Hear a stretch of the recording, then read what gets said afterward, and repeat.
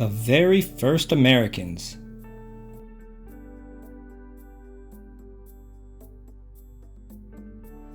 By Kara Ashrose, illustrated by Bryna Waldman. Long, long ago, nobody lived in America. There were animals, huge woolly mammoths, big wildcats, bison, but no people at all. Animals may have led the first people here. The animals wandered into America from the frozen north, and hunters came after them. After hundreds of years, these first Americans were scattered all across the country.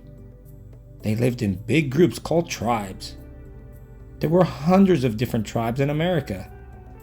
Each one had its own language, its own way of life, and its own name. But when Columbus landed in America in 1492, he thought he was in the Indies. So he called the people he met Indians. The name stuck. Northwest Coast. Tribes like the Chinook, the Makah, and the Salish made their homes near the water along the northwest coast of America. Most of their food came right from the sea. The Makah were very good whale hunters. They carved great canoes from the trunks of huge trees. Some canoes held up to 60 people. The hunters came just as close to the whale as they could. Men speared the whale with long harpoons. Later, the whole village feasted on whale meat and berries. Fishing for salmon was much easier than hunting whales. Salmon were caught in traps that stretched from one side of a river to the other. Some fishermen believed that the first salmon caught was very special.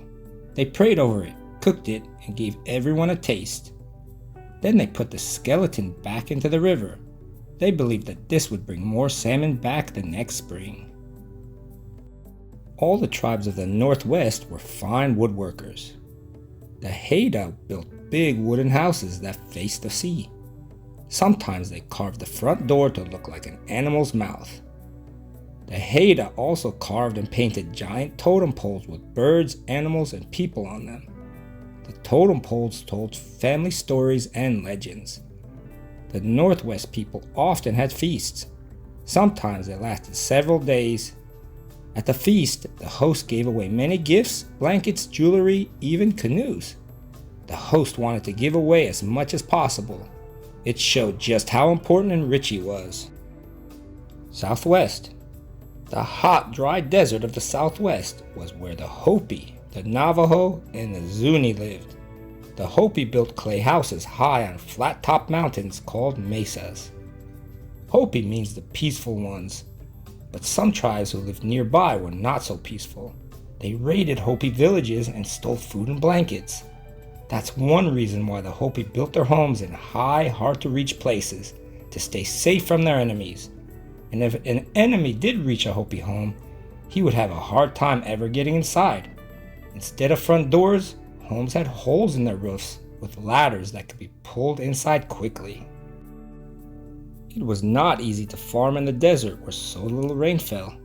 Without rain, crops would not grow and people would starve. So each year, the Hopi prayed for rain. Hopi priests would dance holding snakes in their mouths. Then the snakes were set free to carry Hopi prayers back to special spirits. The zigzagging bodies of the snakes in the sand reminded the Hopi of the lightning that would come with the rain. Plains. Long ago, millions of buffalo roamed the grassy plains of the Midwest.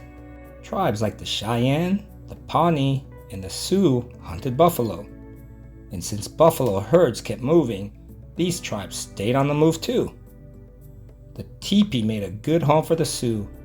It was easy to put up and take down.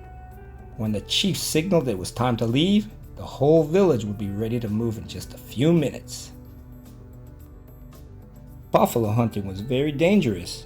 Hunters needed fast, brave horses. Indians honored their horses the same way they honored the best hunters, with eagle feathers. The Comanche were the best horsemen on the plains. By the time a boy was a teenager, he could gallop at full speed, lean over, and swing another person onto his horse. This was important. It was easy to fall and get hurt during buffalo hunts. Plains people were very thankful for the buffalo. They ate buffalo meat. They turned buffalo skin into clothing, tents, and blankets. Bones and horns were carved into tools, bowls, and cups. Buffalo tails made good fly swatters. Children even played with toys made from the buffalo, bone dice, and balls of rolled up hair. Woodlands. The Delaware, the Iroquois, and the Penobscot lived in the eastern woodlands. Trees were all around them, everywhere, and woodlands people put trees to good use. Branches became bows or spears or tools for farming. Bark was made into baskets, bags, and canoes. The Iroquois and the Delaware made long houses out of the trees and bark.